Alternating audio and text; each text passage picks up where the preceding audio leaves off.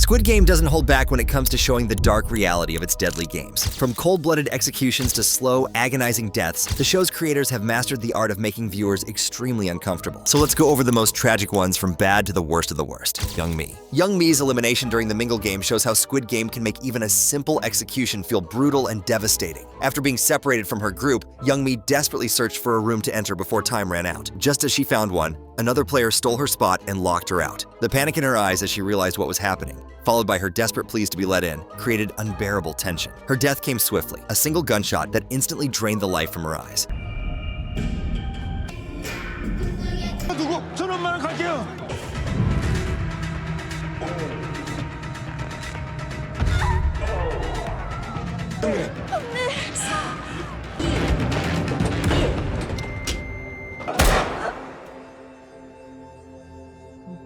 But the emotional impact stayed with fans forever. But if you think that's rough, it gets so much worse from here. Player 4484. Sometimes the worst things come from the way hope is dangled and then violently snatched away. That's exactly what happened to player 444 during the red light, green light game. After being shot in the leg, he was carried across the finish line by Gi-hun and Hyunju, saved from elimination at the last second. For a brief moment, there was hope until the guards shot him anyway for being a loser.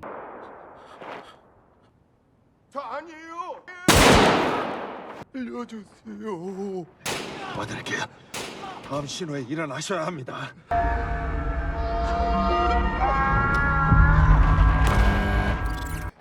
고맙습니다. The brutal nature of player 444's death set the tone for the entire series. No good deed goes unpunished, and the game masters will always find a way to twist their own rules to maximize suffering. But when it comes to twisted games, this next death takes it to another level. Jungbei. Jungbei's death in Season 2 hits hard because of how abrupt and unexpected it is. After surviving multiple brutal games alongside G-Money, Jungbei was positioned to become a hero in the uprising against the game's organizers. But just as they were surrendering and giving up, he was shot point blank by the Big Daddy frontman himself to torture Gi-hun.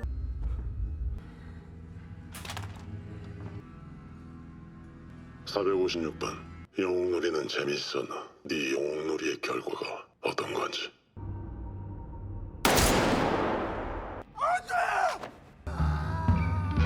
The look of shock and despair on his face as life drained from his eyes, paired with Gi-hun's screams, created one of the most heartbreaking moments of the season. There was no grand final stand, no heroic last words, just a sudden, violent end to a character who had survived so much. The mental torment this will create for Gi-hun in Season 3 is intense, but there were other sudden fatalities much earlier on. The Glass Bridge victims. The Glass Bridge game brought us some of the most physically cruel deaths in Squid Game. Players who stepped on the wrong glass panel didn't just die, they fell nearly 100 feet to the floor below, their bodies shattering on impact.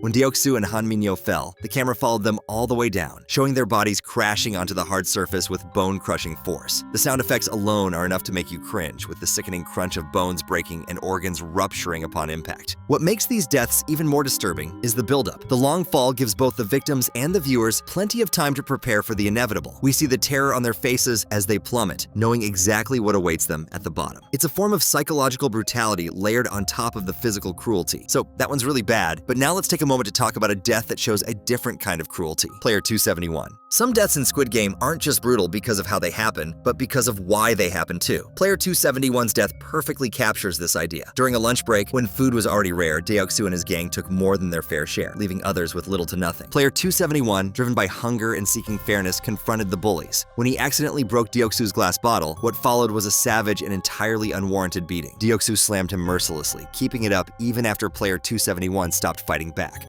당신들 뭐야? 왜 남의 거 가로채는 건데? 아, 이거 아저씨 거야? 아저씨 이름 뭔데?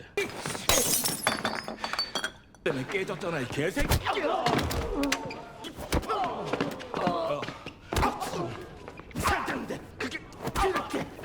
What makes this death so brutal is that it happened outside of an official game. The guards, who were there to maintain order, did nothing to stop this awful murder. Player 271 wasn't eliminated for breaking rules or losing a challenge. He died because he dared to stand up against someone who stole his food. But as cruel as hit death was, it can't beat the ultimate betrayal.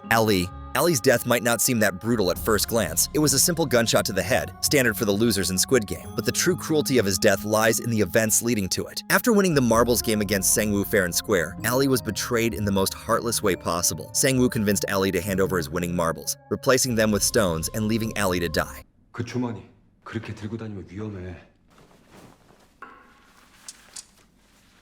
어때? 이러니까 훨씬 더 안전하겠지.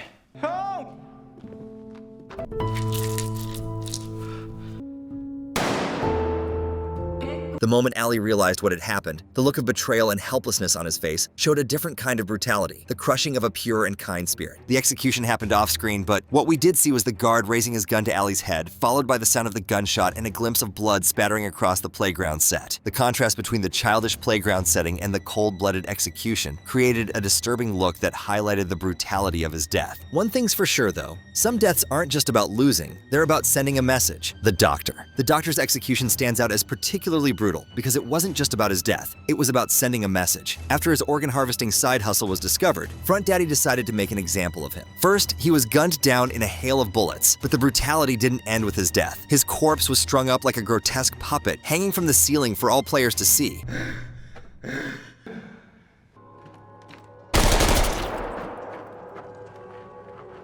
여러분께서 보시는 것은 자신들의 이익을 위해 이 세계의 규칙을 어기고 나아가 이 세계의 순수한 이념을 더럽힌 자들의 Blood dripped from his wounds, creating a crimson puddle on the floor below. The psychological impact of this display was just as brutal as the physical violence. It was a warning to the other players. This is what happens when you break the rules. The Doctor's death wasn't just an elimination. It was a spectacle designed to instill fear, showing how the Game Masters could not only take your life, but also deny you dignity, even in death. But there are far worse ways to go than being made an example of Thanos. Thanos went out with a bang, but a way more painful one. After harassing Minsu in the bathroom for voting to end the games, Thanos found himself in a life-or-death struggle with MG Coin. Just as the rapper was about to choke the life out of his crypto-obsessed enemy, MG Coin jammed a fork straight through Thanos' throat. Blood gushed from his neck like a waterfall, spraying across the bathroom tiles and creating a massive pool around the men.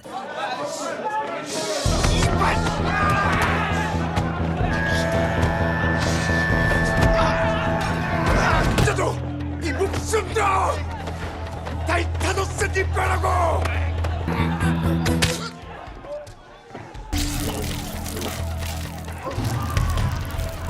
But that's not even the worst part. Despite having his jugular ripped open, Thanos refused to die quickly. In a show of his raw willpower, he continued to crawl after MG Coin, leaving a trail of blood as he did. The gurgling sounds as he tried to breathe through his own blood, the desperate clawing at the floor as his strength faded, and the crazy amount of blood lost made this one of the most disturbing deaths in the entire series. Thanos died as he lived, messily and stubbornly refusing to give up. But his pain is only a piece of the misery the next group on our list felt, the Midnight Brawl victims. When the lights went out in the dormitory and all rules were paused, players instantly turned on each other out of desperation. The darkness was pierced by screams, the sounds of fighting, and the thuds of bodies hitting the floor. When the lights came back on, the room was a bloodbath. One player had been strangled with bare hands, his face purple and his eyes bulging. Another had his head bashed against the wall repeatedly, leaving a smear of blood on the concrete. Several others had been stabbed with makeshift weapons, their bodies lying in pools of their own blood. What makes these deaths so brutal is their anonymity. We never learned these players' names or stories. They died in darkness, killed by fellow players who saw them as nothing more than obstacles to be eliminated. The casual ending of human life, the reduction of people to numbers, creates a brutality that goes beyond the physical violence of their deaths. But this was something planned in advance. It wasn't a spur-of-the-moment act of darkness. The next death is way darker. Kang Sae-byuk. Sae-byuk's death merges suffering with betrayal in a way that few other eliminations do. After barely surviving the glass bridge game, she was seriously injured by shards of glass when the bridge exploded, which wasn't even intended. What followed this was hours of silent suffering as she tried to stem the bleeding from a deep wound. The camera didn't shy away from her pain, showing close-ups of her blood-soaked clothes and her grimaces as she tried to treat herself without proper medical help. Just when it seemed she might get assistance, Sang-woo took advantage of Gi-hun's absence to slash her throat cruelly. The sudden, violent end to her slow suffering created a brutal end to her story. After fighting so hard to survive her injuries, she was eliminated not by the game, but by another player, one she trusted. But as horrible as her death was, at least it didn't last too long. Our second place spot can't say the same. Mr. Kim. When the recruiter caught Mr. Kim and Woo-seok following him, he turned their private investigation into a sick form of entertainment. After capturing them, he forced them to play Russian roulette, loading 5 bullets into a 6-chamber revolver. Mr. Kim's death was brutality in the cruelest form. Strapped to a chair, gagged and sweating profusely, he had to endure multiple rounds of a game designed to build fear to its highest levels. His muffled screams, the tears streaming down his face, and his useless struggles against his restraints created an atmosphere of pure dread and misery. When he finally sacrificed himself to save his friend, the gunshot that ended his life was almost a mercy compared to the torment he'd been through. What makes this death so horrific is the stretched out torture. Mr. Kim knew he was going to die. die. He spent his final moments in terror, unable to escape or fight back. The recruiter deliberately dragged out his suffering, taking pleasure in his fear. It was cruelty for cruelty's sake. But as bad as that is, his end was relatively quick compared to the first place players. The organ harvest victims. Nothing in Squid Game tops the horror of the organ harvesting operation. When eliminated players weren't quite dead after being shot, they were secretly transported to an underground medical facility where corrupt guards and a doctor harvested their organs while they were still alive. Some victims actually woke up during the process. Imagine regaining consciousness only to find yourself being cut open, watching helplessly as your organs are removed one by one from your still functioning body. These poor souls experienced a level of terror that goes beyond our comprehension. The show doesn't shy away from showing the gruesome details either. The blood-soaked operating table, the clinical bagging up of organs, and the casual attitude of the staff doing the harvesting. It's a level of dehumanization that makes these unnamed characters' deaths some of the most horrific in the entire series. They died not as players, not even as people, but as commodities to be harvested and sold. Their final moments filled with unimaginable pain and horror. So that's been the worst deaths in Squid Game. Do you agree with our picks? Let us know in the comments. And if you want to see more Squid Game content and theories, click the video on screen